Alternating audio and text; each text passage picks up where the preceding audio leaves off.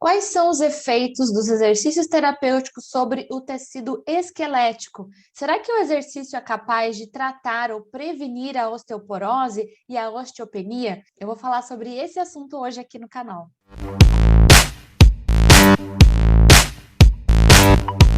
Seja muito bem-vindo, eu sou a professora Glaucia Gonzaga, esse é o canal Além da Cinesioterapia, é o nosso espaço reservado para falar sobre o mundo dos exercícios terapêuticos. E hoje eu vou colocar em pauta uma doença que é muito comum, especialmente em mulheres a partir dos 50 anos de idade, que é a osteoporose. A osteoporose é uma doença que tem como característica principal a perda progressiva de massa óssea, ou seja, os ossos vão ficando com a sua arquitetura comprometida. Então, a gente pode dizer que os ossos vão se enfraquecendo e estão mais predispostos a fraturas nessa situação.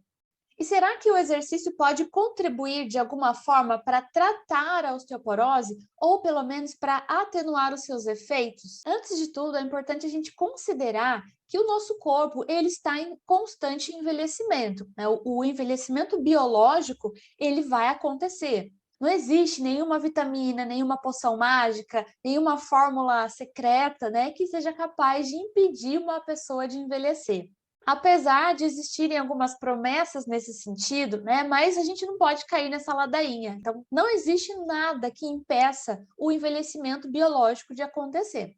O envelhecimento mais visível, né, mais perceptível, são dos nossos cabelos, da nossa pele, a nossa voz, né? Então, são as questões mais externas, mais visíveis, que tornam-se mais óbvias para nós de que nós estamos envelhecendo. Mas as nossas estruturas internas, os nossos ossos, também vão se modificando com a idade. Inclusive, vou abrir um parênteses aqui que é muito relevante.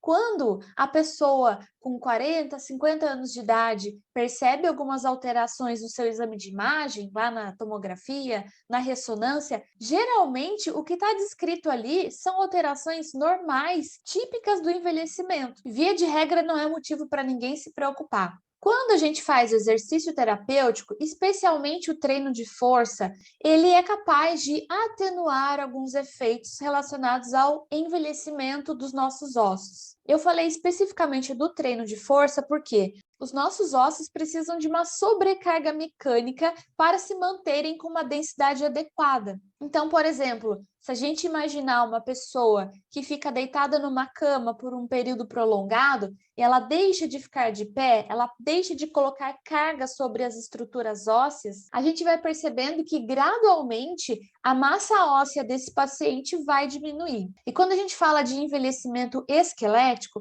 existem diferenças marcantes entre homens e mulheres, também por questões hormonais. Independentemente do sexo, as pessoas que têm um estilo de vida mais ativo, que praticam mais atividade física, especialmente aquelas que colocam essa sobrecarga no tecido ósseo, elas têm uma massa óssea superior se comparadas àquelas pessoas que não fazem exercício. É possível perceber que o tamanho desses ossos e a estrutura deles são mais densas, são mais compactas, se comparados a essas pessoas sedentárias.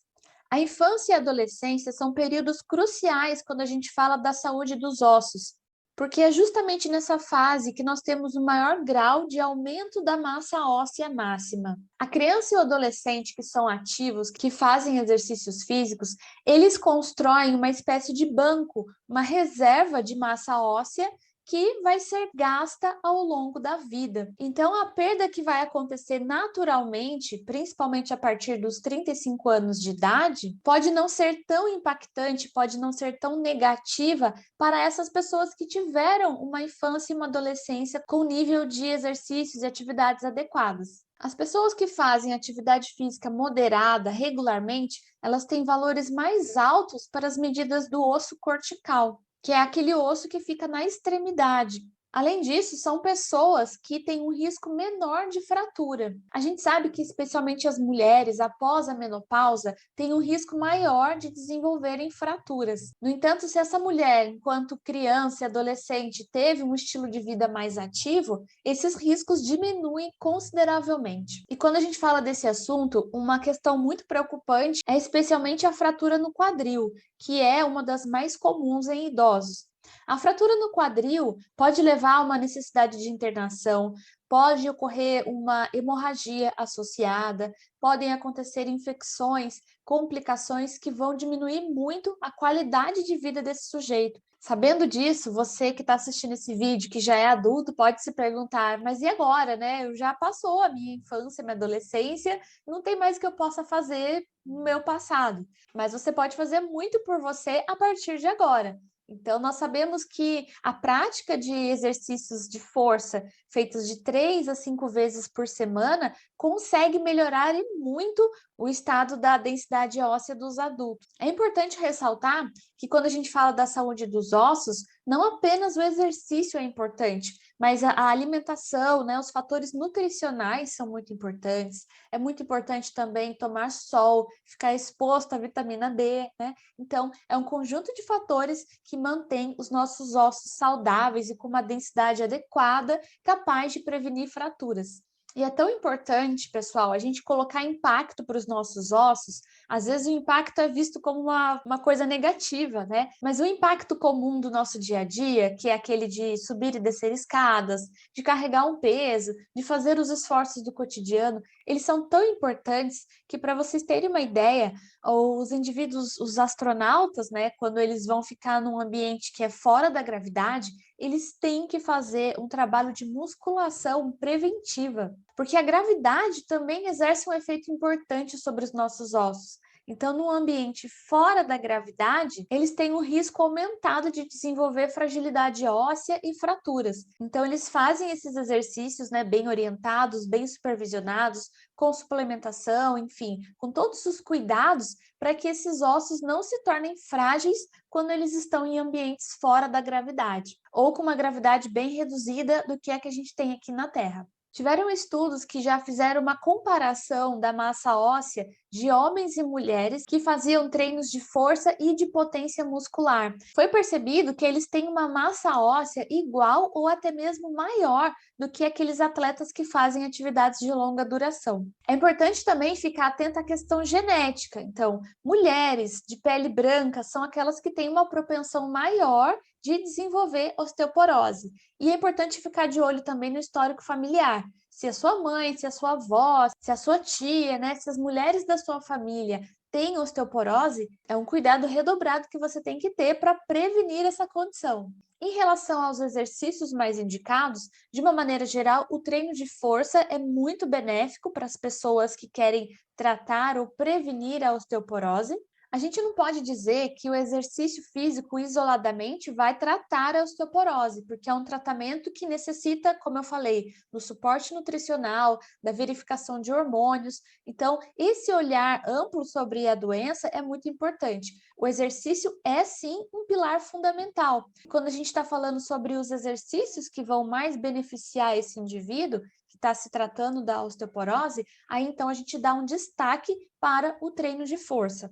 Em relação à prática esportiva, também existem alguns exercícios que são mais recomendados, dadas as suas características de impacto, né? Então, por exemplo, o vôlei, o basquete, a ginástica, são modalidades que costumam imprimir essa carga, essa sobrecarga ao tecido esquelético, promovendo assim esse efeito desejável de aumentar a massa óssea. Mas, como eu falo aqui sempre, né, pessoal? Exercício é um remédio de uso contínuo.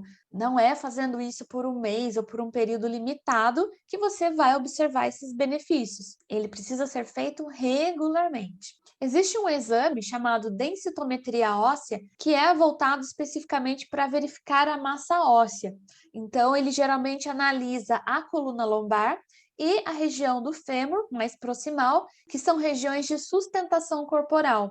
Então, nesse exame, já é possível detectar quando o indivíduo está num quadro de osteopenia, que a gente pode falar que é uma pré-osteoporose, né? Então, é um sinal amarelo dizendo assim: olha, cuidado, se as coisas continuarem por esse caminho, você vai evoluir para uma osteoporose. Por isso, é altamente recomendável, se você atende um paciente que já tem um histórico familiar de osteoporose, principalmente também se for mulher na menopausa, que faça um exame de densitometria óssea para fazer essa verificação. Geralmente, nas fases iniciais da osteoporose, a pessoa não tem sintomas. O máximo que ela pode referir é uma dor, um desconforto na região lombar ou na região próxima aos quadris, por isso é importante ficar alerta a essas questões. Se você atende crianças, adolescentes, reforce essa ideia. Osteogênico do exercício é muito poderoso, especialmente nessa faixa etária até os 16, 18 anos de idade aproximadamente.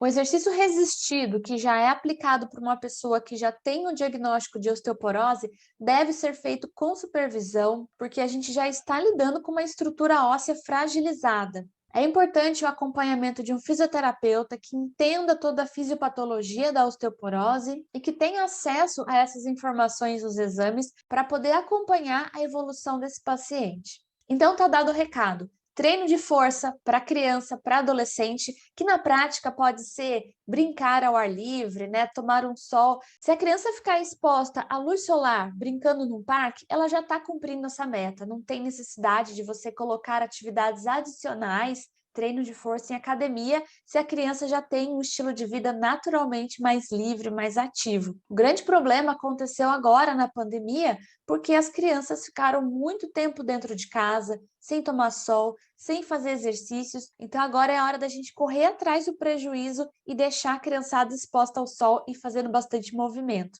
Eu espero que esse vídeo tenha sido útil para você. Compartilhe esse vídeo com uma pessoa querida. A prevenção é o caminho mais poderoso para a gente ter uma vida mais saudável. Um grande abraço e até a próxima!